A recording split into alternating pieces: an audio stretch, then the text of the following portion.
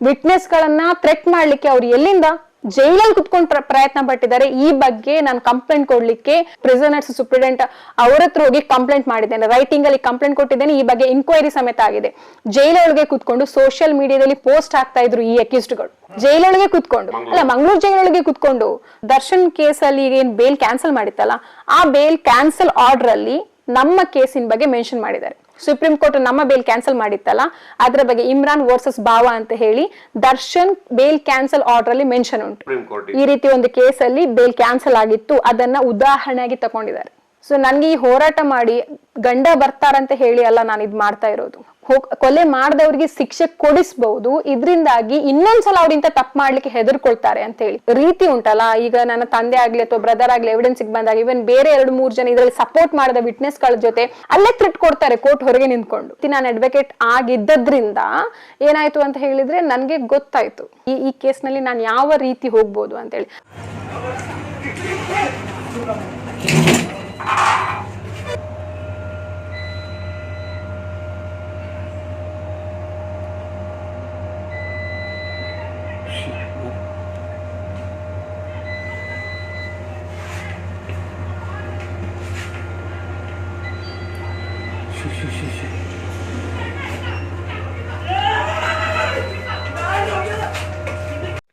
ದರ್ಶನ್ ಅವರ ಜಾಮೀನು ಸುಪ್ರೀಂ ಕೋರ್ಟಿನಲ್ಲಿ ತಿರಸ್ಕಾರವಾಗಲು ಕಾರಣ ಅಂತ ಬಂದ ಕೂಡಲೇ ಅವರು ಹೇಳಿದ್ರು ಹೆಸರನ್ನ ಇಮ್ರಾನ್ ವರ್ಸಸ್ ಭಾವ ಅಂತ ಹೇಳಿ.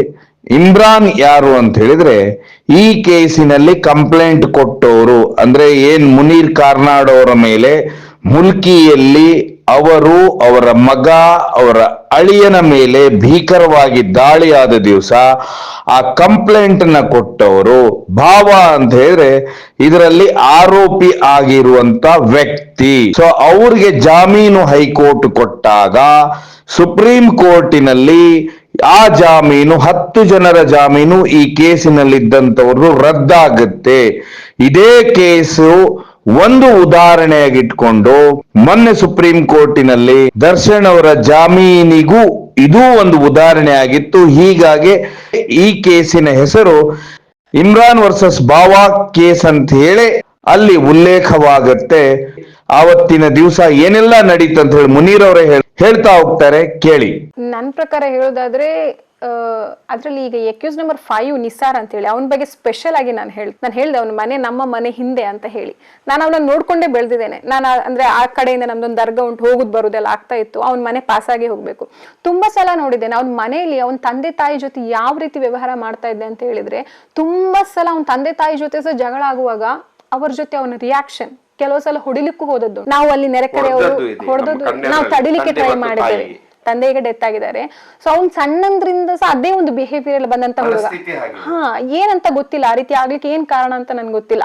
ಬಟ್ ಅವ್ನ್ ಸಣ್ಣಂದ್ರಿಂದ ಅವನ ಸ್ವಂತ ತಂದೆ ತಾಯಿ ಜೊತೆ ಅವನ ರಿಯಾಕ್ಷನ್ ಇತ್ತಲ್ವಾ, ಅದೇ ತುಂಬಾ ಭಯಾನಕ ಆಗಿತ್ತು. ಬಟ್ ನಾವು ಅದನ್ನಷ್ಟು ಅಂದ್ರೆ ತಗೊಂಡಿಲ್ಲ, ಮತ್ತೆ ಸರಿಯಾಗ್ಬೋದು ಅಂದ್ಕೊಂಡು.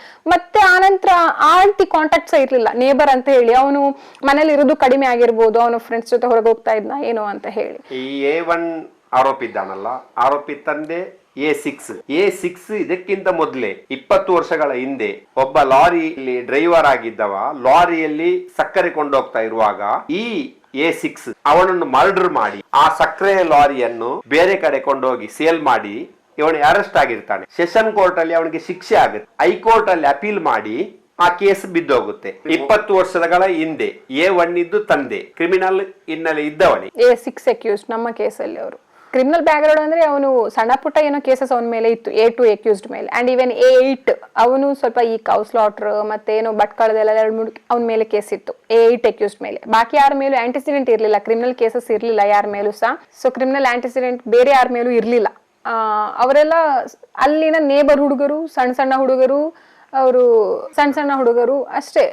ಬಟ್ ಅವ್ರಿಗೆ ಈ ರೀತಿ ಮೇ ಬಿ ಏನಾದ್ರು ಏನಂತ ಹೇಳೋದು, ಈ ರೀತಿ ಆಗ್ಲಿಕ್ಕೆ ತುಂಬಾ ರೀಸನ್ ಇರ್ಬೋದು ಗೊತ್ತಿಲ್ಲ. ಒಂದು ಮನುಷ್ಯನ ಮನಸ್ಸಲ್ಲಿ ಈ ರೀತಿ ಸಹ ಒಂದು ಆಲೋಚನೆಗಳು, ಅದು ದ್ವೇಷ ಬರ್ಲಿಕ್ಕೆ ಕೆಲವು ರೀಸನ್ಸ್ ಇರುತ್ತೆ. ಇಷ್ಟು ದೊಡ್ಡ ಕಾರಣ ಹೇಗೆ ಬಂತು ಅಂತ ಹೇಳಿ ನನ್ಗೆ ಗೊತ್ತಾಗೋದಿಲ್ಲ. ಅಂದ್ರೆ ಇಷ್ಟು ಸಣ್ಣ ಸಣ್ಣ ವಿಷಯಗಳಿಗೆ ಕೊಲ್ಲಿಕ್ಕೆ ಹೋಗ್ತಾರೆ ಅಂತ ಹೇಳಿದ್ರೆ ಹಾಗಾದ್ರೆ ಮನುಷ್ಯನ ಮನಸ್ಥಿತಿ, ಆ ಸ್ಥಿತಿ, ಅದು ಸಹ ಇವರೆಲ್ಲ ಸಣ್ಣ ಸಣ್ಣ ಹುಡುಗರಲ್ವಾ, ದೊಡ್ಡ ಹುಡುಗರೇನಲ್ಲ, ಸಣ್ಣ ಸಣ್ಣ ಏಜಿನ ಹುಡುಗರು, ಈಗ ಬೆಳೀತಾ ಇರುವಂತ ಹುಡುಗರು. ಅವ್ರ ಮನಸ್ಸಿನಲ್ಲಿ ಈ ರೀತಿ ಒಂದು ಭಾವನೆ ಬರಬೇಕು ಅಂತ ಹೇಳಿದ್ರೆ ಅದಕ್ಕೆ ಏನ್ ಕಾರಣ ಆಗಿರ್ಬೋದು ನನ್ಗೆ ಇನ್ನೂ ಸಹ ಅರ್ಥ ಆಗ್ತಿಲ್ಲ. ಇವನ್ ಈಗ ಸಮೇತ ಕೋರ್ಟ್ ಅಲ್ಲಿ ಅವ್ರು ಮಾಡುವ ಒಂದೊಂದು ರೀತಿ ಉಂಟಲ್ಲ, ಈಗ ನನ್ನ ತಂದೆ ಆಗ್ಲಿ ಅಥವಾ ಬ್ರದರ್ ಆಗ್ಲಿ ಎವಿಡೆನ್ಸ್ ಬಂದಾಗ ಇವನ್ ಬೇರೆ 2-3 ಜನ ಇದರಲ್ಲಿ ಸಪೋರ್ಟ್ ಮಾಡಿದ ವಿಟ್ನೆಸ್ ಗಳ ಜೊತೆ ಅವರ ವ್ಯವಹಾರ ಹೇಗಿತ್ತು ಕೋರ್ಟ್ ನಲ್ಲಿ ಅಂತ ಹೇಳಿ ಅಲ್ಲೇ ಥ್ರೆಟ್ ಕೊಡ್ತಾರೆ ಕೋರ್ಟ್ ಹೊರಗೆ ನಿಂತ್ಕೊಂಡು. ನನಗೆ ಪರ್ಸನಲ್ ಆಗಿ ಯಾವುದೇ ಕಾಲ್ ಆಗ್ಲಿ ಏನು ಬಂದಿಲ್ಲ ಇಷ್ಟವರೆಗೆ. ಬಟ್ ಜನಗಳು ಹೇಳಿ ಗೊತ್ತು, ಕೆಲವು ವೆಲ್ ವಿಷರ್ಸ್ ಆಗ್ಲಿ ನನಗೆ ಈಗ ಅಡ್ವೊಕೇಟ್ಸ್ ಅಥವಾ ಬೇರೆ ಅವರು ಫೋನ್ ಮಾಡಿ ತಿಳಿಸಿದುಂಟು, ಸ್ವಲ್ಪ ಜಾಗ್ರತೆಯಿಂದ ಇರು, ನಮ್ಗೆ ಈ ಮೂಲದಿಂದ ವಿಷಯ ಬಂದಿದೆ, ನೀನ್ ಹೋಗುವಾಗ ಸ್ವಲ್ಪ ದಾರಿ ಚೇಂಜ್ ಮಾಡು, ವೆಹಿಕಲ್ ಚೇಂಜ್ ಮಾಡು, ಅದೆಲ್ಲ ಹೇಳ್ತಾರೆ. ಬಟ್ ಯಾವ್ದು ಸಹ ಡೈರೆಕ್ಟ್ ಆಗಿ ನನ್ಗೆ ಯಾರು ಸಹ ಥ್ರೆಟ್ ಕೊಟ್ಟಿಲ್ಲ. ಈವನ್ ಕೋರ್ಟ್ ಅಲ್ಲಿ ನಾನು ಇರುವುದ್ರಿಂದ ಯಾರು ನನ್ನ ಜೊತೆ, ಈಗ ನನ್ನ ತಂದೆ ಬ್ರದರ್ಸ್ ಜೊತೆ ಅಥವಾ ವಿಟ್ನೆಸ್ ಗಳ ಜೊತೆ ವ್ಯವಹಾರ ಮಾಡ್ತಲ್ಲ, ಅದನ್ನ ನನ್ ಜೊತೆ ಅವ್ರು ಯಾವತ್ತೂ ಮಾಡಿಲ್ಲ, ಯಾವ ಅಕ್ಯೂಸ್ಡ್ ಗಳು ಸಹ. ಏನಂತ ಹೇಳಿದ್ರೆ ನನ್ಗೆ LLB ಅಂತ ಹೇಳಿದ್ರೆ LLB ಮಾಡ್ಬೇಕು ಅಂತ ಮಾಡಿರುವಂತ ಕೋರ್ಸ್ ಏನಲ್ಲ. ಆಫ್ಟರ್ ನಾನು ಏನೋ ಮಾಡ್ಬೇಕು ಅಂತ ಮಂಗಳೂರಿಗೆ ಬಂದೆ, BBM ಅಂತ ನನ್ನ ತಲೆಯಲ್ಲಿ ಇದ್ದದ್ದು. ಸೊ ಏನೋ ಆ ಕಾಲೇಜ್ ನೋಡಿದಾಗ ಅಲ್ಲಿ ಅಟ್ಮಾಸ್ಫಿಯರ್ ಅದೆಲ್ಲ ನೋಡಿದಾಗ ಏನೋ ಮಾಡುವ ಅಂತ ಅನ್ಸ್ತು. 5 years ಕೋರ್ಸ್ ಅಂತ ಹೇಳಿದ್ರು, ತಂದೆ ಸಹ ಒಪ್ಕೊಂಡ್ರು, ನಾನು ಸಹ ಜಾಯಿನ್ ಆದೆ. ಏನು ಅಂತ ಇಂಟೆನ್ಷನ್ ಇಂದ ಜಾಯಿನ್ ಆದದಲ್ಲ. ಬಟ್ ಅದು ಚೆನ್ನಾಗಿ ಹೋಯ್ತು. ಫಸ್ಟ್ ಅಟೆಂಪ್ಟ್ ಎಲ್ಲ ಕಂಪ್ಲೀಟ್ ಆಯ್ತು. ಪ್ರಾಕ್ಟೀಸ್ ಮಾಡುವ ಟೈಮಲ್ಲೂ ಸಹ ಆಸ್ ಯು ನೋ ಮುಸ್ಲಿಮ್ಸ್ ಅಂತ ಹೇಳುವಾಗ ತಂದೆ ಫಸ್ಟ್ ಗೆ ಬೇಕಾ ಅಂತ ಕೇಳಿದ್ರು. ಮತ್ತೆ ನಾನು ನೀವು ಹುಡುಕಿ ಮದ್ವೆ ಆಗ್ತೇನೆ, ಅದ್ರ ಮೇಲೆ ನಾನು ಸುಮ್ನೆ ಅಪ್ಪನಿಗೆ ಮೊದ್ಲೇ ಗೊತ್ತಿತ್ತು, ಶರತ್ ಶೆಟ್ಟಿ ಸರ್ ನನ್ನ ಸೀನಿಯರ್, ಸೊ ಅವ್ರ ಜೊತೆ ಮಾಡ್ತೇನೆ ನಾನು ಅಂತ ಹೇಳಿದೆ. ಹಾಗೆ ಅಪ್ಪ ಸರಿ ಹೋಗು ಅಂತ ಹೇಳಿದ್ರು. ಹಾಗೆ ನಾನು ಪ್ರಾಕ್ಟೀಸ್ ಜಾಯಿನ್ ಆದದ್ದು. ಅದು ಒಂದು ಇಂಟೆನ್ಷನ್ ಅದೇ ಬೇಕು ಅಂತ ಇರ್ಲಿಲ್ಲ. ಬಟ್ ಆ ರೀತಿ ನಾನು ಅಡ್ವೊಕೇಟ್ ಆಗಿದ್ದರಿಂದ ಏನಾಯ್ತು ಅಂತ ಹೇಳಿದ್ರೆ ನನ್ಗೆ ಗೊತ್ತಾಯ್ತು ಈ ಕೇಸ್ ನಲ್ಲಿ ನಾನು ಯಾವ ರೀತಿ ಹೋಗ್ಬೋದು ಅಂತ ಹೇಳಿ. ಅಂಡ್ ಇದಕ್ಕೆಲ್ಲ ಮೇನ್ ರೀಸನ್ ನನಗೆ ಒಂದು ಇಂಥ ಕೇಸ್ಗಳಲ್ಲಿ ಯಾವ ರೀತಿ ಮೂವ್ ಮಾಡಬೇಕು ಅಂತ ಹೇಳಿ ನನಗೆ ಮೇನ್ ರೀಸನ್ ಇದರಲ್ಲಿ ಶಿವಪ್ರಸಾದ್ ಸರ್ ಆಳ್ವಾಸ್ ಅವರು. ನಾನು ಬಂದ ತಕ್ಷಣ ಬೇಲ್ ಆಯ್ತು ಅಂತ ಗೊತ್ತಾಯ್ತಲ್ಲ, ನಾನು ಫಸ್ಟ್ ಹೋಗಿ ಮೀಟ್ ಆದದ್ದು ಶಿವಪ್ರಸಾದ್ ಆಳ್ವಾಸ್ ಸರ್ ಅನ್ನ. ಸರ್ ಈ ರೀತಿಯಲ್ಲಿ ಆಗ್ತಾ ಉಂಟು, ನಾನು ಒಂದು ಅಡ್ವೊಕೇಟ್, 3 ತಿಂಗಳಿಗೆ ಬೇಲ್ ಸಿಕ್ಕಿದೆ, ನನಗೆ ಏನ್ ಮಾಡ್ಬೇಕಂತ ಗೊತ್ತಾಗ್ತಿಲ್ಲ, ಯಾವ ರೀತಿ ನಾನು ಇದನ್ನ ಕ್ಯಾನ್ಸಲೇಷನ್ ಮಾಡ್ಬೇಕು ಅಂತ ಹೇಳಿದ್ರೆ ಯಾವ ರೀತಿ ಹೋಗ್ಬೇಕು ಏನು ಅಂತ ಗೊತ್ತಾಗ್ತಿಲ್ಲ ಅಂತ. ಅವಾಗ ಸರ್ ಹೇಳಿದ್ರು, ಆಲ್ರೆಡಿ ಇಲ್ಲಿ ಯಾರಿಗೆ ಬೇಲ್ ಕೊಟ್ಟಿದೆ ಅದನ್ನ ಕ್ಯಾನ್ಸಲ್ ಮಾಡ್ಲಿಕ್ಕೆ ನಾನ್ ಕಳ್ಸಿದೆ ನನ್ನ ಅಪೀಲ್ ಅನ್ನ ಅಂತ. ಅದು ಹೈಕೋರ್ಟ್ ಅಲ್ಲಿ ಉಂಟು, ನೀನ್ ಹೋಗಿ ಹೈಕೋರ್ಟ್ ಯಾರಿದ್ದಾರೆ ಗವರ್ಮೆಂಟ್ ಪ್ಲೀಡರ್ ಅವರನ್ನ ಮೀಟ್ ಆಗು, ಅವ್ರ ಜೊತೆ ಮಾತಾಡು, ಅದ್ ಬೆಂಚಿಗೆ ಬರುವಾಗೆ ಮಾಡು ಅಂತ ಹೇಳಿದ್ರು. ಬಟ್ ಅದ್ರೊಟ್ಟಿಗೆ ನೀನು ಅಡ್ವೊಕೇಟ್ ಆಗಿರೋದ್ರಿಂದ, ನೀನು ವಿಕ್ಟಿಮ್ ಆಗಿರೋದ್ರಿಂದ ನಿನ್ಗೆ ಇದ್ರಲ್ಲಿ ಪ್ರೈವೇಟ್ ಅಡ್ವೊಕೇಟ್ ಅನ್ನ ಇಟ್ಕೊಂಡು ನೀನ್ ಸಹ ಮೂವ್ ಮಾಡ್ಬೋದು ಅಂತ ಒಂದು ಐಡಿಯಾ ಕೊಟ್ರು ನನಗೆ. ಸರ್ ಕೊಟ್ಟ ಐಡಿಯಾದಿಂದಾಗಿ ನಾನ್ ಬ್ಯಾಂಗ್ಳೂರಿಗೆ ಹೋದೆ, ಅಲ್ಲಿ ಗವರ್ಮೆಂಟ್ ಪ್ಲೀಡರ್ ಅನ್ನ ಮೀಟ್ ಆದೆ. ಅವ್ರು ಹಾಕಿರುವ ಕ್ರಿಮಿನಲ್ ಪಿಟಿಷನ್ ಇತ್ತು ಅಲ್ಲಿ, ಬಟ್ ಬೆಂಚಿಗೆ ಬಂದಿರ್ಲಿಲ್ಲ. ಗವರ್ಮೆಂಟ್ ಇದ್ ಕೆಲಸ ಅವ್ರು ಮಾಡ್ಕೊಳ್ಳಿ ಅಂತ ಹೇಳಿ ನಾನು ಏನ್ ಮಾಡಿದೆ, ಸರ್ ಹೇಳಿದ ಪ್ರಕಾರ ಪ್ರೈವೇಟ್ ಅಡ್ವೊಕೇಟ್ ಅನ್ನ ಅಪಾಯಿಂಟ್ ಮಾಡ್ಕೊಂಡೆ. ನಾನು ಹೇಳಿದಲ್ಲ, ಅಪ್ಪ ಹೇಳಿದ್ರು ಈಗ ಆಲ್ರೆಡಿ ಬಾಲಕೃಷ್ಣ ಸರ್ ಅಂತ ಹೇಳಿ ತುಂಬಾ ಹೆಲ್ಪ್ ಮಾಡಿದ್ರೆ ಪುತ್ತೂರ್ನವರು. ಅವರು ಎಷ್ಟು ಹೆಲ್ಪ್ ಮಾಡಿದ್ರು ಅಂತ ಹೇಳಿದ್ರೆ ಅದಕ್ಕೆ ಅಂದ್ರೆ ಅವ್ರ ಹತ್ರ ಹೋಗ್ಲಿಕ್ಕೆ ಕಾರಣ ಮೊಹಮ್ಮದ್ ಹನೀಫ್ ಸರ್ ಅಂತ ಹೇಳಿ ನಮ್ಮ ಮಂಗಳೂರಲ್ಲಿ ಅಡ್ವೊಕೇಟ್ ಇದ್ರು. ಅವ್ರು ನನ್ನನ್ನ ಹೇಳಿದ್ದು ಬ್ಯಾಂಗ್ಳೂರಲ್ಲಿ ನೀನ್ ಹೋಗಿ ಇಂಥ ಅಡ್ವೊಕೇಟ್ ಅನ್ನ ಮೀಟ್ ಆಗು ಅಂತ ಹೇಳಿ. ಸೊ ನಾ ಮೀಟ್ ಆದ ತಕ್ಷಣ ಅವ್ರಿಗೆ ಬೇರೆ ಯಾವುದೇ ಕ್ವೆಶನ್ ಮಾಡದೆ, ಫೀಸ್ ಬಗ್ಗೆ ಸಹ ಮಾತಾಡದೆ ಆವಾಗ್ಲೇ ಫೈಲ್ ತಗೊಂಡಿದ್ದಾರೆ. ಆವಾಗ್ಲೇ ಅವರು ಎಲ್ಲ 6 ಯಾರಿಗೆ ಸೆಷನ್ ಕೋರ್ಟ್ ಅಲ್ಲಿ 6 ಜನರಿಗೆ ಬೇಲ್ ಆಗಿತ್ತು ಅದನ್ನ ಕ್ಯಾನ್ಸಲೇಷನ್ ಗೆ ಬೇಲ್ ಪಿಟಿಷನ್ ಹಾಕಿದ್ದಾರೆ. ಸೊ ಹೈಕೋರ್ಟ್ ಅವಾಗ ರಿಪೋರ್ಟೇಬಲ್ ಜಜ್ಮೆಂಟ್ ಕೊಟ್ಟಿದೆ, 6 ಜನರದ್ದು ಬೇಲ್ ಕ್ಯಾನ್ಸಲೇಷನ್ ಒಟ್ಟಿಗೆ ಮಾಡಿದೆ ಕ್ಯಾನ್ಸಲ್. ನಾನು ಇಷ್ಟು ಹೇಳುದು, ಈಗ ನನ್ನ ತಂದೆಗೆ ಅಳಿಯ ವಾಪಸ್ ಬರಲ್ಲ, ಹಾಗೆ ನನ್ನ ಅತ್ತೆಗೆ ನನ್ನ ಹಸ್ಬೆಂಡ್ ಇದು ತಾಯಿಗೆ ಮಗ ವಾಪಸ್ ಬರಲ್ಲ. ಅವರ ಫ್ಯಾಮಿಲಿಗೆ ನನ್ನ ಹಸ್ಬೆಂಡ್ ಅವರು ಮೇನ್ ಆಕ್ಚುಲಿ ಎಲ್ಲರನ್ನ ನೋಡ್ಕೊಳ್ತಾ ಇದ್ದದ್ದು, ಒಂದು ಫ್ಯಾಮಿಲಿ ರಿಲೇಶನ್ಶಿಪ್ ನೋಡ್ಕೊಳ್ತಾ ಇದ್ರು. ಅವ್ರಿಗೆ ಯಾರು ವಾಪಸ್ ಸಿಗೋದಿಲ್ಲ, ನನ್ನ ಗಂಡ ಯಾವತ್ತೂ ಸಿಗೋದಿಲ್ಲ ಯಾರಿಗೂ ವಾಪಸ್. ಸೊ ನನ್ಗೆ ಈ ಹೋರಾಟ ಮಾಡಿ ಗಂಡ ಬರ್ತಾರಂತ ಹೇಳಿ ಅಲ್ಲ ನಾನು ಇದ್ ಮಾಡ್ತಾ ಇರೋದು. ಯಾಕಂತ ಹೇಳಿದ್ರೆ ಈ ರೀತಿ ಒಂದು ಕೊಲೆ ಮಾಡಿದ ಟೈಮಲ್ಲಿ ಈ ರೀತಿ ಹೋರಾಟ ಮಾಡಬಹುದು, ಕೊಲೆ ಮಾಡಿದವ್ರಿಗೆ ಶಿಕ್ಷೆ ಕೊಡಿಸಬಹುದು. ಇದರಿಂದಾಗಿ ಇನ್ನೊಂದ್ಸಲ ಅವ್ರಿಂತ ತಪ್ಪು ಮಾಡ್ಲಿಕ್ಕೆ ಹೆದರ್ಕೊಳ್ತಾರೆ ಅಂತ ಹೇಳಿ. ಯಾವಾಗ ಅವ್ರಿಗೆ ಗೊತ್ತಾಗುತ್ತೆ ಒಂದು ಮರ್ಡರ್ ಮಾಡಿದ್ರೆ ಈ ರೀತಿ ಅಂದ್ರೆ ಈಗ ನಮ್ಮ ಕೇಸಲ್ಲೇ 5 years ಆಯ್ತು, ಹೊರಗೆ ಬಂದಿಲ್ಲ. ರೀಸೆಂಟ್ ಆಗಿ ಅವ್ರಿಗೆ ಬೇಲ್ ಆಗಿರ್ಬೋದು, ಬಟ್ ಹೊರಗೆ ಬಂದಿಲ್ಲ. ರೀಸೆಂಟ್ ಆಗಿ ಬೇಲ್ ಆಗ್ಲಿಕ್ಕೆ ಕಾರಣ ದರ್ಶನ್ ಕೇಸಲ್ಲಿ ಏನ್ ಬೇಲ್ ಕ್ಯಾನ್ಸಲ್ ಮಾಡಿತ್ತಲ್ಲ, ಆ ಬೇಲ್ ಕ್ಯಾನ್ಸಲ್ ಆರ್ಡರ್ ಅಲ್ಲಿ ನಮ್ಮ ಕೇಸಿನ ಬಗ್ಗೆ ಮೆನ್ಷನ್ ಮಾಡಿದ್ದಾರೆ. ಸುಪ್ರೀಂ ಕೋರ್ಟ್ ನಮ್ಮ ಬೇಲ್ ಕ್ಯಾನ್ಸಲ್ ಮಾಡಿತ್ತಲ್ಲ, ಅದ್ರ ಬಗ್ಗೆ ಇಮ್ರಾನ್ ವರ್ಸಸ್ ಬಾವ ಅಂತ ಹೇಳಿ ದರ್ಶನ್ ಬೇಲ್ ಕ್ಯಾನ್ಸಲ್ ಆರ್ಡರ್ ಅಲ್ಲಿ ಮೆನ್ಷನ್ ಉಂಟು. ಈ ರೀತಿ ಒಂದು ಕೇಸಲ್ಲಿ ಬೇಲ್ ಕ್ಯಾನ್ಸಲ್ ಆಗಿತ್ತು, ಅದನ್ನ ಉದಾಹರಣೆಯಾಗಿ ತಗೊಂಡಿದ್ದಾರೆ. ಇಮ್ರಾನ್ ವರ್ಸಸ್ ಬಾವ ಅಂತ ಹೇಳಿ ಆ ಕೇಸಲ್ಲಿ ದರ್ಶನ್ ಬೇಲ್ ಕ್ಯಾನ್ಸಲ್ ಅಲ್ಲಿ ಉದಾಹರಣೆಗೆ ತಗೊಂಡಿದ್ದಾರೆ. ಸೊ ಆ ಎಫೆಕ್ಟ್ ಅಲ್ಲಿವರೆಗೆ ಹೋಗಿದೆ. ಆನಂತರ ಈಗ ಎವಿಡೆನ್ಸ್ ಲೇಟ್ ಆಗ್ತಾ ಇದೆ ಅಂತ ಹೇಳಿ ರೀಸೆಂಟ್ ಆಗಿ ಹೈಕೋರ್ಟ್ 5 ಜನರಿಗೆ ಬೇಲ್ ಕೊಟ್ಟಿದೆ. ಅದು ಎವಿಡೆನ್ಸ್ ಲೇಟ್ ಆಗ್ತಾ ಇದೆ ಅಂತ ರೀಸನ್ ಕೊಟ್ಟಿದ್ದಾರೆ. ಬಟ್ ಎವಿಡೆನ್ಸ್ ಲೇಟ್ ಆಗ್ಲಿಕ್ಕೆ ನಾವು ಕಾರಣ ಅಲ್ಲ, ಅದನ್ನ ಮೇನ್ ನೋಡ್ಬೇಕಿತ್ತು. ಎವಿಡೆನ್ಸ್ ಲೇಟ್ ಆಗ್ಲಿಕ್ಕೆ ಪ್ರಾಸಿಕ್ಯೂಷನ್ ಕಾರಣನೇ ಅಲ್ಲ. ಅಕ್ಯೂಸ್ಡ್ಗಳು ಸುಪ್ರೀಂ ಕೋರ್ಟ್ ಬೇಲ್ ಕ್ಯಾನ್ಸಲ್ ಆಗಿ ಸರೆಂಡರ್ ಆಗ್ಲಿಕ್ಕೆ 2 weeks ಟೈಮ್ ಕೊಟ್ಟರು ಸಹ ಅಕ್ಯೂಸ್ಡ್ಗಳು ಸರೆಂಡರ್ ಆಗ್ಲಿಲ್ಲ. 1 year ಬೇಕಾಯ್ತು ಅವ್ರನ್ನ ಅರೆಸ್ಟ್ ಮಾಡ್ಲಿಕ್ಕೆ. ಅದು ಯಾವಾಗ ಅರೆಸ್ಟ್ ಮಾಡಿದ್ದು, ನಾನ್ ರಿಟ್ ಪಿಟಿಷನ್ ಹಾಕಿ ಇಲ್ಲಿಗೆ ಇವರಿಗೆ ಶೋಕಾಸ್ ನೋಟಿಸ್ ಆಯ್ತಲ್ಲ ಕಮಿಷನರ್ಗೆ, ಆ ನಂತರ ಅರೆಸ್ಟ್ ಮಾಡಿದ್ದಾರೆ. ಆ ನಂತರ ಅರೆಸ್ಟ್ ಮಾಡಿದ ನಂತರ ಅವರ ಕೋರ್ಟಿಗೆ ಪ್ರೊಡ್ಯೂಸ್ ಆದದ್ದು. ಇಲ್ಲ ಅಂತ ಹೇಳಿದ್ರೆ ಎವಿಡೆನ್ಸ್ ಲೇಟ್ ಆಗ್ಲಿಕ್ಕೆ ನಮ್ಮ ಕಾರಣ ಕೊಡ್ತಾ ಇದ್ರೆ, ಬಟ್ ನಿಜವಾಗಿ ಕಾರಣ ಅವರು. ಆ ನಂತರ ಅವರು ಮಿಡ್ಲಲ್ಲಿ ಎಷ್ಟೋ ಸಲ ಬೇಲ್ ಅಪ್ಲಿಕೇಶನ್ ಹಾಕಿ ಟೈಮ್ ತಗೊಳ್ತಾ ಇದ್ರು. ಅದು ಒಂದು ರೀಸನ್ ಆಯ್ತು. ವಿಟ್ನೆಸ್ ಗಳನ್ನ ಥ್ರೆಟ್ ಮಾಡ್ಲಿಕ್ಕೆ ಅವ್ರು ಎಲ್ಲಿಂದ ಜೈಲಲ್ಲಿ ಕುತ್ಕೊಂಡು ಪ್ರಯತ್ನ ಪಟ್ಟಿದ್ದಾರೆ. ಈ ಬಗ್ಗೆ ನಾನು ಕಂಪ್ಲೇಂಟ್ ಕೊಡ್ಲಿಕ್ಕೆ ಬ್ಯಾಂಗ್ಳೂರಿಗೆ ಹೋಗಿದ್ದೆ. ಪ್ರಿಸನರ್ಸ್ ಸೂಪ್ರಿಡೆಂಟ್ ಅವ್ರ ಹತ್ರ ಹೋಗಿ ಕಂಪ್ಲೇಂಟ್ ಮಾಡಿದ್ದೇನೆ, ರೈಟಿಂಗ್ ಅಲ್ಲಿ ಕಂಪ್ಲೇಂಟ್ ಕೊಟ್ಟಿದ್ದೇನೆ. ಈ ಬಗ್ಗೆ ಇನ್ಕ್ವೈರಿ ಸಮೇತ ಆಗಿದೆ. ಜೈಲೊಳಗೆ ಕುತ್ಕೊಂಡು ಸೋಷಿಯಲ್ ಮೀಡಿಯಾದಲ್ಲಿ ಪೋಸ್ಟ್ ಹಾಕ್ತಾ ಇದ್ರು ಈ ಅಕ್ಯೂಸ್ಡ್ಗಳು. ಜೈಲೊಳಗೆ ಕುತ್ಕೊಂಡು, ಅಲ್ಲ ಮಂಗಳೂರು ಜೈಲೊಳಗೆ ಕುತ್ಕೊಂಡು ಫೇಸ್ಬುಕ್ ಅಲ್ಲಿ ಈ ಅಕ್ಯೂಸ್ಡ್ಗಳದ್ದು ಪೋಸ್ಟ್ ಬರ್ತಾ ಇತ್ತು. ಅದನ್ನ ಇಟ್ಕೊಂಡು ಪ್ರಿಂಟ್ ತಕೊಂಡು ನಾನು ಹೋಗಿದ್ದೇನೆ ಬ್ಯಾಂಗ್ಳೂರಿಗೆ, ಕಂಪ್ಲೇಂಟ್ ಮಾಡಿದ್ದೇನೆ. ಜೈಲೊಳಗೆ ಕೂತ್ಕೊಂಡು ಪೋಸ್ಟ್ ಹಾಕ್ತಾರೆ. ವಿಟ್ನೆಸ್ ಗಳಿಗೆ ಕಾಲ್ ಮಾಡಿದ್ದಾರೆ. ವಿಟ್ನೆಸ್ ಗಳಿಗೆ ಕಾಲ್ ಮಾಡಿ ಅವರನ್ನ ಟ್ಯಾಂಪರ್ ಮಾಡಿದ್ದಾರೆ. ಕೆಲವು ಜನ 1-2-3 ವಿಟ್ನೆಸ್ ಟ್ಯಾಂಪರ್ ಆಗ್ಲಿಕ್ಕೆ ಕಾರಣ, ಹಾಸ್ಟೆಲ್ ಆಗ್ಲಿಕ್ಕೆ ಕಾರಣ ಈ ಅಕ್ಯೂಸ್ಡ್ಗಳು ಜೈಲೊಳಗೆ ಕೂತ್ಕೊಂಡು ಇಷ್ಟೆಲ್ಲ ಮಾಡಿದ್ದಾರೆ. ಜೈಲೊಳಗೆ, ಮಂಗಳೂರು ಜೈಲೊಳಗೆ ಕೂತ್ಕೊಂಡು ಇವ್ರು ಮಾಡಿರೋದು ಕೆಲಸ. ಸೊ ಅಲ್ಲಿವರೆಗೆ ನಾನು ಹೋಗಿದ್ದೇನೆ. ನಾನೊಂದು ಅಡ್ವೊಕೇಟ್ ಆಗಿರೋದ್ರಿಂದ, ನನ್ಗೆ ಈ ಬಗ್ಗೆ ಮಾಹಿತಿಗಳು ಇದ್ದದ್ರಿಂದ ನಾನು ಈ ರೀತಿ ಹೋಗ್ಲಿಕ್ಕಾಯ್ತು. ಸಾಮಾನ್ಯ ಜನರಾಗಿದ್ರೆ ಎಷ್ಟು ಈ ರೀತಿ ಕೊಲೆ ಕೇಸ್ಗಳು ಹಾಗೆ ಬಿದ್ದೋಗಿದೆ. ಖಂಡಿತ ತುಂಬಾ ಜನ, ಅಂದ್ರೆ ಡೈರೆಕ್ಟ್ ಆಗಿ ಅಂತ ಹೇಳಿ ಅಲ್ಲ, ತುಂಬಾ ಕಡೆಯಿಂದ ತುಂಬಾ ಜನ ಯಾರು ಸಾಮಾಜಿಕವಾಗಿ ಸ್ವಲ್ಪ ಒಳ್ಳೆ ಪೊಸಿಷನ್ ಇಲ್ಲಿದ್ದಾರೆ, ಅವ್ರ ಥ್ರೂ ಅಲ್ಲೆಲ್ಲ ಕಾಲ್ ಮಾಡಿಸಿದ್ದಾರೆ. ಮಗು ಹೆಸರಲ್ಲಿ ಇಷ್ಟು ಡೆಪಾಸಿಟ್ ಇಡ್ತೇವೆ, ನಿಮ್ಗೆ ಸಹಾಯ ಮಾಡ್ತೇವೆ, ಅದು ಬೇಕು ಅಂತ ಆದದ್ದಲ್ಲ, ನಾವು ಆ ಇಂಟೆನ್ಷನ್ ಇಂದ ಬಂದಿಲ್ಲ, ಆಗ ಹೋಯ್ತು, ಬಿಟ್ಟು ಬಿಡಿ, ತುಂಬಾ ಹೇಳಿದ್ದಾರೆ. ನನಗೆ ಅವರ ಹಣ ಮೇಲೆ ಆಸೆನೂ ಇರ್ಲಿಲ್ಲ, ಅಂಡ್ ಹಣ ತಕೊಂಡು ಬಿಡ್ಬೇಕು ಅಂತ ಇಂಟೆನ್ಷನ್ ಇರ್ಲಿಲ್ಲ. ನಾನು ಹೇಳಿದ್ನಲ್ಲ, ನನಗೆ ಅವ್ರನ್ನ ಜೈಲಲ್ಲಿ ಕುತ್ಕೊಳಿಸುದು ನನ್ನ ದ್ವೇಷ ಅಲ್ಲ, ನನಗೆ ಅವ್ರ ಮೇಲೆ ದ್ವೇಷ ಇಲ್ಲ. ಯಾಕಂದ್ರೆ ಅವ್ರ ಮೇಲೆ ದ್ವೇಷ ಮಾಡ್ಕೊಂಡು ಅವ್ರನ್ನ ಇನ್ನೊಂದ್ಸಲ ನೋಡ್ಲಿಕ್ಕೂ ನನ್ಗೆ ಇಷ್ಟ ಇಲ್ಲ. ಆ ಮುಖಗಳು ನನ್ಗೆ ಭೂಮಿಯಲ್ಲ, ನಾನ್ ಸತ್ ಮೇಲೆ ನನ್ಗೆ ಅವರು ನಮ್ದು ಏನ್ ಹೇಳ್ತಾರೆ ಆಫ್ಟರ್ ಅವ್ರು ನನ್ಗೆ ಅವ್ರನ್ನ ನೋಡ್ಲಿಕ್ಕೂ ಇಷ್ಟ ಇಲ್ಲ. ಸೊ ಹಾಗಿರುವಾಗ ನನಗೆ ಅವ್ರ ದ್ವೇಷನೂ ಪಡ್ಲಿಕ್ಕೆ ಇಷ್ಟ. ಅಂತ ಒಂದು 10 ಜನ ಯಾರಿದ್ದಾರೆ ಅವರು ಇದ್ರು ಅಂತಾನು ನನ್ಗೆ ಬೇಡ. ಶಿಕ್ಷೆ ಅಂತ ಹೇಳಿದ್ರೆ ಇನ್ನು ಮುಂದೆ ಅವರಾಗ್ಲಿ ಬುದ್ಧಿ ತಿಳ್ಕೊಳ್ಳಿ ಅಂತ. ಆ ಹುಡುಗರು ಅವ್ರ ಲೈಫನ್ನ ಅವರೇ ಅಲ್ವಾ ಹಾಳು ಮಾಡ್ಕೊಂಡದ್ದು. ಅವ್ರಿಗೆ ಒಳ್ಳೆ ಬಾವಿ ಇರ್ಲಿಲ್ವಾ? ಅವರ ತಂದೆ ತಾಯಿ ಎಲ್ಲ ಅವ್ರಿಗೆ ವಿದ್ಯೆ ಕಲ್ಸಿರ್ಲಿಲ್ವಾ? ಕಲ್ಸಿದಾರಲ್ಲ. ನಾನು ನೋಡಿದ್ದೇನೆ, ನಾನು ಹೇಳ್ತೇನಲ್ವಾ, ನೇಬರ್ಸ್ ಅಲ್ವಾ ನಂದು. ಸೊ ನಾನು ನೋಡಿದ್ದೇನೆ ಎಲ್ಲ ವಿದ್ಯಾವಂತ ಹುಡುಗರು ವಿದ್ಯೆ ಕಲ್ಸಿದ್ರು, ತಂದೆ ತಾಯಿ ಎಲ್ಲ ತುಂಬಾ ಒಳ್ಳೆಯವರೇ, ಏನು ಕೆಟ್ಟವರಲ್ಲ, ಎಲ್ಲ ಒಳ್ಳೆ ಬುದ್ಧಿ ಕಲಿಸ್ತವ್ರೆ ಅಲ್ವಾ. ಅವ್ರು ಈ ರೀತಿ ಅಡ್ಡದಾರಿ ಹಿಡ್ದಿದ್ರಿಂದ ಅಲ್ವಾ ಅವ್ರ ಲೈಫ್ ಹೀಗೆ ಆದದ್ದು. ಈಗ ಅವ್ರ ಅಡ್ಡದಾರಿ ಹಿಡ್ದಿದ್ರಿಂದ ಸಫರ್ ಯಾರಾಗ್ತಿದ್ದಾರೆ? ಅವರ ಹೆಂಡತಿಯರು, ಅವರ ಮಕ್ಕಳು, ಅವರ ತಂದೆ, ಅವರ ತಾಯಿ, ಅವರ ಫ್ಯಾಮಿಲಿ ಅಲ್ವಾ ಸಫರ್ ಆಗ್ತಾ ಇರೋದು. ಅವ್ರಿಗೆ ಅದು ಅರ್ಥ ಆಗ್ಬೇಕು ಅಷ್ಟೇ. ಅವ್ರಿಗೆ ಅದು ಅರ್ಥ ಆಗುವಾಗ ಈ ರೀತಿ ಯಾರೆಲ್ಲ ಆಲೋಚನೆ ಮಾಡ್ಕೊಂಡು ಬರ್ತಾರೆ ಹುಡುಗರು, ಅವ್ರಿಗೂ ಅರ್ಥ ಆಗ್ಬೇಕು. ನಮ್ಮ ಈ ಒಂದು ಇನ್ಸಿಡೆಂಟ್ ನಂತರ ಮುಲ್ಕಿಯಲ್ಲಿ ನಾ ತುಂಬಾ ಸಲ ಕೇಳ್ಪಟ್ಟೆ, ಚೂರು ಇಟ್ಕೊಂಡು ಹೋಗಿ ಚುಚ್ಚದ, ಸಣ್ಣ ಸಣ್ಣ ಹುಡುಗರು ಗಲಾಟೆ ಆದ ತಕ್ಷಣ 2-3 ಇನ್ಸಿಡೆಂಟ್ ಆಗಿದೆ ನಮ್ಮ ಈ ಇನ್ಸಿಡೆಂಟ್ ನಂತರ. ಸೊ ಅದರ ಪ್ರಭಾವ ಬಿದ್ದಿರೋದ್ರಿಂದ ಅಲ್ವಾ ಹುಡುಗರು ಆ ರೀತಿ ಮಾಡ್ಲಿಕ್ಕೆ ಹೋಗುದು. ಆ ಹುಡುಗರಿಗೆ ಗೊತ್ತಾಗ್ಬೇಕು, ಈ ರೀತಿ ಮಾಡ್ಕೊಂಡು ಹೋದ್ರೆ ಖಂಡಿತವಾಗೂ ನಮ್ಗೆ ಉಳಿಗಾಲ ಇಲ್ಲ, ಕಾನೂನು ಪ್ರಕಾರ ನಮ್ಗೆ ಶಿಕ್ಷೆ ಆಗುತ್ತೆ ಅಂತ ಹೇಳಿ ಗೊತ್ತಾಗ್ಬೇಕು.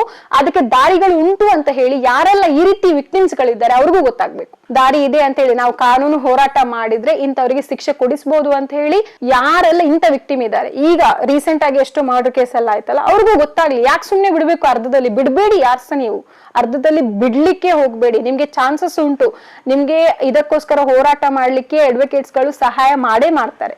ಕಡಿಮೆ ಫೀಸ್ಗೆ ಮಾಡುವವರು ಇದ್ದಾರೆ, ಬೇಕಾದ್ರೆ ನನ್ನ ಹತ್ರನೇ ಬರ್ಲಿ, ನಾನು ಅವ್ರಿಗೆ ಪರಿಚಯ ಮಾಡಿ ಕೊಡ್ತೇನೆ ಯಾರು ಅಡ್ವೊಕೇಟ್ ಇದ್ದಾರೆ.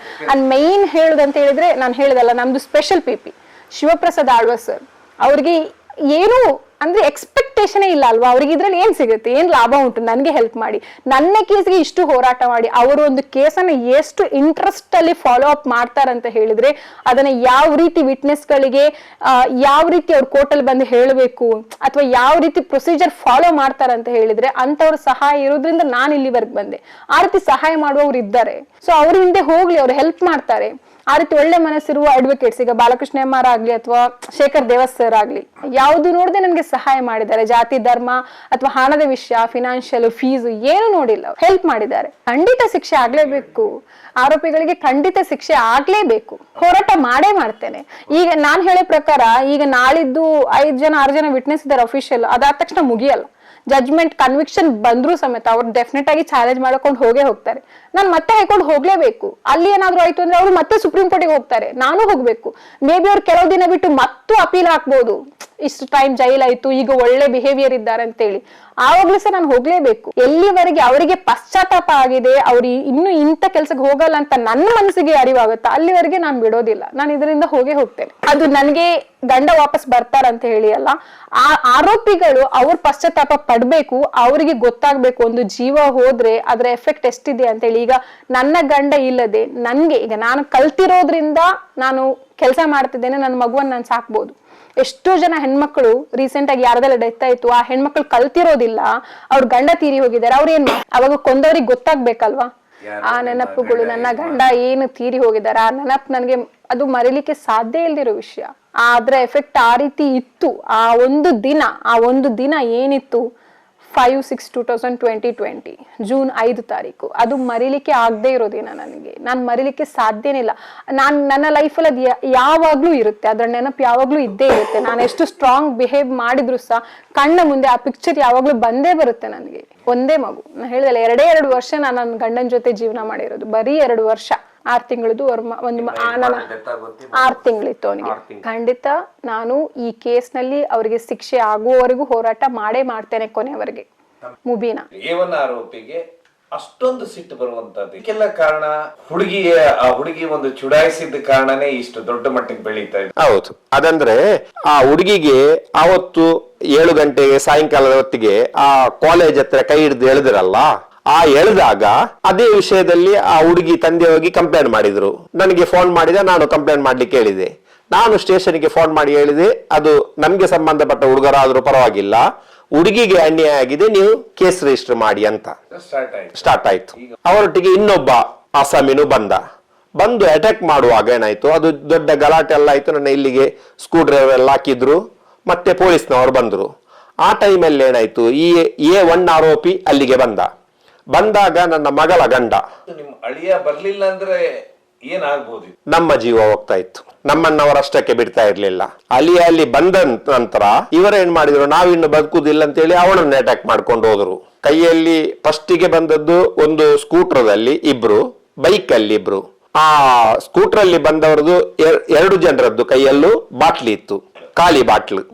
ಒಬ್ಬ ಇದರಲ್ಲಿ ಇಟ್ಕೊಂಡಿದ್ದ, ಅದು ಎಕ್ಸಲೇಟರ್ ಕೊಡುವಲ್ಲೇ ಗ್ರೀನ್ ಕಲರ್ ಬಾಟ್ಲಿ ಇಟ್ಕೊಂಡಿದ್ದ, ಹಿಂದುಗಡೆಯವ ಹೀಗೆ ಇಟ್ಕೊಂಡಿದ್ದ. ಅದನ್ನ ನಾನು ನೋಡ್ತಾ ಇದ್ದೇನೆ. ಅಲ್ಲ soda bottle, green colour bottle ಇತ್ತು. ಎದುರುಗಡೆ ಬೈಕ್ ಚಲಾಯಿಸ್ತಾ ಇದ್ದಲ್ಲ, ಅವನ ಕಿಸೆಯಲ್ಲಿ ಚೂರಿ ಇತ್ತು. ಆ ನಂತರ ಇನ್ನೊಬ್ಬ ಯಾರು ಬೈಕ್ ಅಲ್ಲಿ ಬಂದ, ಅವನ ಕೈಯಲ್ಲಿ ಏನಿತ್ತಂತೇಳಿ ನಾವು ನೋಡ್ಲಿಲ್ಲ. ಅವ ಬಂದದ್ದು ನಮ್ಗೆ ಈ 4 ಜನರದ್ದು ಅಟ್ಯಾಕ್ ಸ್ಟಾರ್ಟ್ ಆದ ನಂತರ ಅವ ಬಂದ. ಮತ್ತೆ ಈ ಸೈಡ್ ಇಂದ ಇನ್ನೊಂದು ಬೈಕ್ ಅಲ್ಲಿ 3 ಜನ ಕೂತ್ಕೊಂಡು ಬಂದ್ರು. ಉಡುಪಿ ಕಡೆಯಿಂದ ಫಸ್ಟಿಗೆ ಒಂದು ಬೈಕ್, ಒಂದು ಸ್ಕೂಟ್ರು, ಅದರ ನಂತರ ಇನ್ನೊಂದು ಬೈಕ್, 3 ಆಯ್ತಾ. ಕಿನ್ನಿಗೋಳಿ ಕಡೆಯಿಂದ ಹೈವೇ ರೋಡಿಗೆ ಬಂದು ಆ ಬೈಕ್ ಅಲ್ಲಿ 3 ಜನ ಇದ್ರು. ಅಲ್ಲಿ ಏನಾಯ್ತು, ಒಟ್ಟಿಗೆ 5, ಇವರು 3 ಜನ 8 ಜನ. ಒಬ್ಬ ಅದೇ ನಾನು ಯಾರು A1 ಇದ್ದು ತಂದೆ ನನ್ನನ್ನು ಅಡ್ಡಾಕಿ ಸ್ವಲ್ಪ ನಿಲ್ಲು ಮಾತಾಡ್ಲಿಕ್ಕೆ ಅಂತೇಳಿ ಇಳಿಸಿದಲ್ಲ, ಇವ ಕಿನ್ನಿಗೋಳಿ ಸೈಡ್ ಇಂದ ಬಂದಂತ 3 ಜನ ಇದ್ದಾರಲ್ಲ, ಅದರಲ್ಲಿ ಒಬ್ಬ ಇಳಿದು ನನ್ನ ಅಳಿಯನನ್ನು ಓಡಿಸ್ಕೊಂಡು ಹೋಗಿದ್ದಾನೆ. ಅದು ವಿಡಿಯೋದಲ್ಲಿ ಬಂದಿದೆ. ಅವ ಬಂದು ಇಳಿತಾನೆ, ಸೊಂಟೆ ತಕೊಂಡು ಹೋಗುವುದೆಲ್ಲ ವಿಡಿಯೋದಲ್ಲಿ ಬಂದಿದೆ. ನನ್ನ ಅಳಿಯನಿಗೆ ಇವರು ಅಟಾಡ್ಸ್ಕೊಂಡು ಹೋಗುದು, ಅವನ ಕಂಪ್ಲೀಟ್ ಎಲ್ಲಾ ಪಿಕ್ಚರು ಆ CCTVಯಲ್ಲಿ ರೆಕಾರ್ಡ್ ಆಗಿದೆ. ಇವನದ್ದು ಕವರ್ ಆಗ್ಲಿಕ್ಕೆ ಕಾರಣ ಹೇಗೆ, ಇವ ಅಲ್ಲಿ ಅಟ್ಯಾಕ್ ಆದ ನಂತರ ಅವನ ಅಟ್ಟಾಡ್ಸ್ಕೊಂಡು ಹೋದದ್ದು ಆ ಬ್ಯಾಂಕಿನ ಕಡೆಗೆ. ಅದೇ ಸುಳೆ ಮಗನೇ, ಭಾರಿ ಅಹಂಕಾರ ಉಂಟು ಅಕೀಮಿಗೆ, ನೀನು ಭಾರಿ ಅಡ್ಡ ಇದ್ ಮಾಡ್ತೀಯಲ್ಲ, ನಮ್ಮನ್ನು ಕೂಡ ಜೈಲಿಗೆ ಹಾಕ್ಲಿಕ್ಕೆ ನೋಡಿದೆಯಲ್ಲ, ಹಾಗೆ ಹೀಗೆ ಬೋಳಿ ಮಗನೇ, ಏನು ಬೇಡದ್ದೆಲ್ಲ ವರ್ಡ್ಸ್ ಯೂಸ್ ಮಾಡಿ ಕೊಲ್ಲದೆ ಬಿಡುವುದಿಲ್ಲ ಅಂತೇಳಿ. ನನಗೆ ಇವರಂದ್ರೆ ನಮ್ಮನ್ನು ಬಿಡುವುದಿಲ್ಲ, ಕೊಂದೆ ಆಗ್ತಾರೆ ಅಂತೇಳಿ. ಯಾಕಂತ ಹೇಳಿದ್ರೆ ನಾವಿರುವುದು ಇಬ್ರು, ನಮ್ಮೊಟ್ಟಿಗೆ ಇನ್ನೊಬ್ಬ ಇದ್ದ ಇಮ್ರಾನ್ ಅಂತ. ಆ ಹುಡುಗ ಇವರು ಅಟ್ಯಾಕ್ ಮಾಡ್ಲಿಕ್ಕೆ ಸ್ಟಾರ್ಟ್ ಮಾಡೋಗ್ಲೇ ಓಡಿ ಹೋಗಿ ಮೂಲೆಯಲ್ಲಿ ನಿಂತ್ಕೊಂಡು ನೋಡ್ತಾ ಇದ್ದ. ಅವ ಮತ್ತೆ ಇವರಿಗೆ ಒಂದು ಕಲ್ಲು ಬಿಸಾಡ್ಲಿಕ್ಕೆ ಬಂದ, ಅವನನ್ನು ಅಟ್ಟಾಡಿಸ್ಕೊಂಡು ಹೋಗ್ತಾರೆ. ಅದು ಎಲ್ಲ CCTVಯಲ್ಲಿ ಕವರೇಜ್ ಆಗಿದೆ ಎಲ್ಲ. ಅಂದ್ರೆ ಅಂತ ಒಂದು ಭೀಕರ ದೃಶ್ಯ, ಯಾರು ಹತ್ತಿರ ಬರುವಂತ ಪರಿಸ್ಥಿತಿಯಲ್ಲಿ ಇರ್ಲಿಲ್ಲ. ನಂದು ಮತ್ತು ನನ್ನ ಮಗನದ್ದು ಹಾಸ್ಪಿಟಲ್ ಬಿಲ್ 7,40,40,000 ರೂಪಾಯಿ ಆಗ್ತದೆ. ಕಾನೂನು ಪಾತ್ರದಲ್ಲಿ ನಾನು ಎಷ್ಟು ಮಾಡಿದ್ದೇನೆ ಅದಕ್ಕಿಂತ ಜಾಸ್ತಿ ಅವಳು ಹೋರಾಟ ಮಾಡಿದ್ದಾಳೆ.